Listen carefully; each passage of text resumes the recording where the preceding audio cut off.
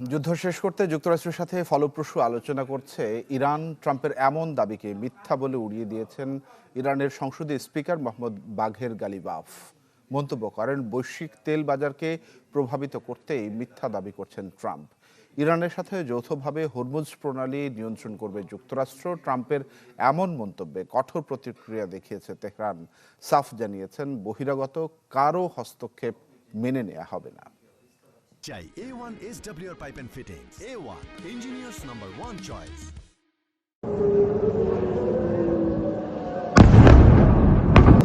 জায়নবাদীদের সাথে নিয়ে রক্তক্ষয়ী যুদ্ধের খেলায় মেতেছিলেন, প্রতিপক্ষকে চোখ রাঙিয়ে দিয়েছিলেন ৪৮ ঘন্টার আলটিমেটামও। তবে সময়সীমা শেষ না হতেই এবার সুর পাল্টালেন ট্রাম্প।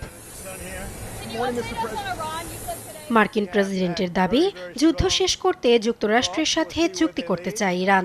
গেল কয়েকদিনে এ বিষয়ে তেহরান কর্তৃপক্ষের সাথে ফলপ্রসূ আলোচনায় বেশ কয়েকটি গুরুত্বপূর্ণ বিষয়ে একমতে পৌঁছেছে দুই দেশ, এমন দাবিও করেন মার্কিন প্রেসিডেন্ট। তবে ৫ দিনের জন্য ইরানের জ্বালানি ও বিদ্যুৎ কেন্দ্রগুলোতে হামলা আপাতত স্থগিতের ঘোষণা দিলেও হরমুজ প্রণালীর নিয়ন্ত্রণ নিয়েও কথা বলেন ট্রাম্প। জানান, গুরুত্বপূর্ণ এই সমুদ্র পথ যৌথভাবে নিয়ন্ত্রণ করবে যুক্তরাষ্ট্র ও ইরান। তিনি আরও বলেন, যুদ্ধবন্ধে এই আলোচনায় ইরান প্রতিনিধিদের সাথে কথা বলেছেন ট্রাম্পের মধ্যপ্রাচ্য বিষয়ক দূত স্টিভ উইটকফ ও তার জামাতা জেরার্ড কুশনার। তবে দেশটির কার সাথে এই আলোচনা হয়েছে সে বিষয়ে কোনো মন্তব্য করতে রাজি হননি।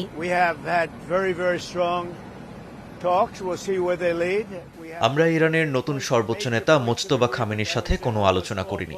আমরা এমন একজনের সঙ্গে কথা বলেছি যিনি দেশটিতে সবচেয়ে সম্মানীয়। আমি তার নাম প্রকাশ করতে চাই না, কারণ এতে তার জীবননাশের আশঙ্কা আছে।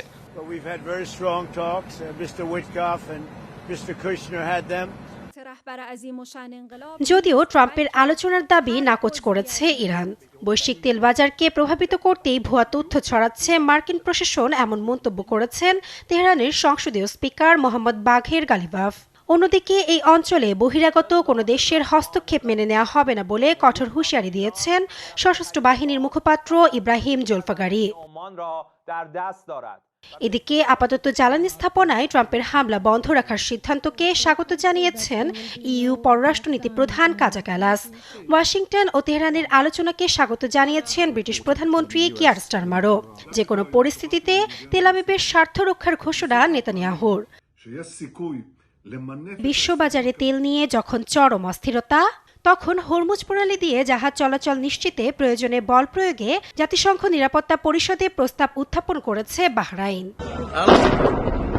এদিকে সোমবারের ঘোষণার পরও ইরান জুড়ে হামলা অব্যাহত রেখেছে মার্কিন সেন্ট্রাল কমান্ড।